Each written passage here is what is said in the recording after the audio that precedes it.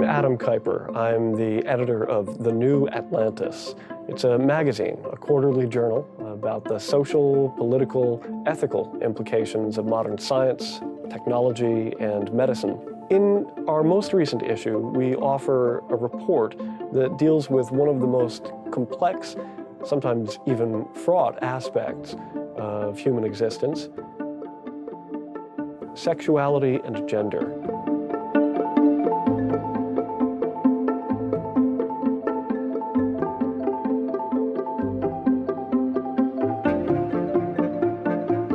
The authors are Dr. Lawrence Mayer, an epidemiologist also trained as a psychiatrist, and Dr. Paul McHugh, arguably the most important figure in American psychiatry in the last half century. What we found is that there's a large gap between, on the one hand, the certainty with which beliefs are held about these matters, and on the other, what a sober assessment of the science reveals.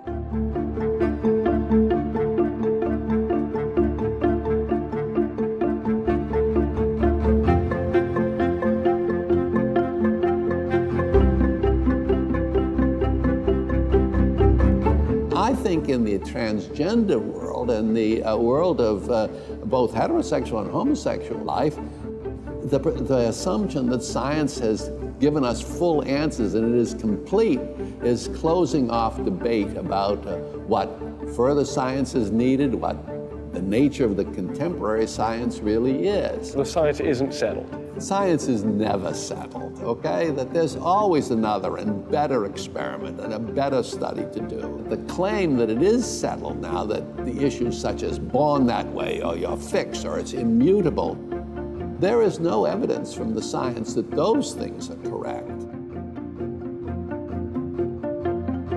What can science tell us about the health and mental health outcomes for people who identify as a gender other than their biological sex?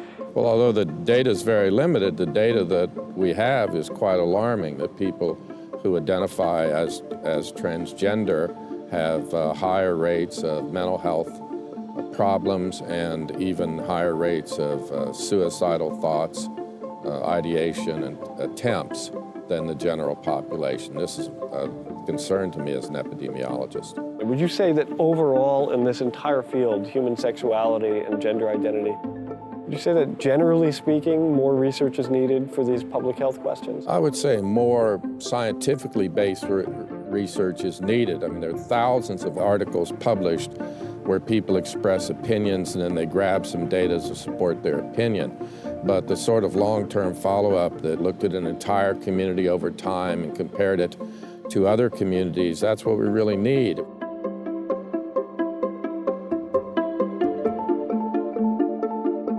What is it that has led you to look into this transgender question in the first place? Why do you care about these matters, and why should the rest of us? Well, I care about the welfare of children a great deal. In fact, it's probably my primary concern, and I got involved when I read more and more statements about the discovery that children as young as 2 years old were transgendered, or their parents declared they were transgendered. When in fact, majority of children who at some time in their life identify with members of the opposite sex actually grow out of that. The notion of gender among children is very, very fluid.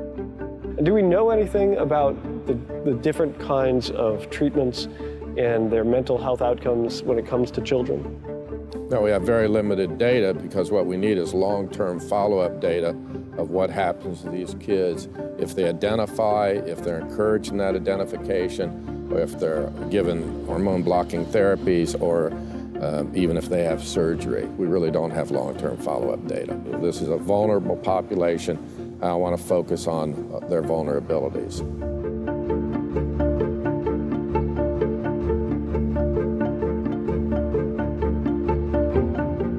We are interested as psychiatrists in talking to people about what's going to make their life be as full as it can be. So human flourishing as the aim here of the therapy. Yeah, the aim is to make sure that people aren't finding themselves in a misdirection of their life that's going to keep them from flourishing as people. And the idea here is a full understanding of what it means to be human. Yes.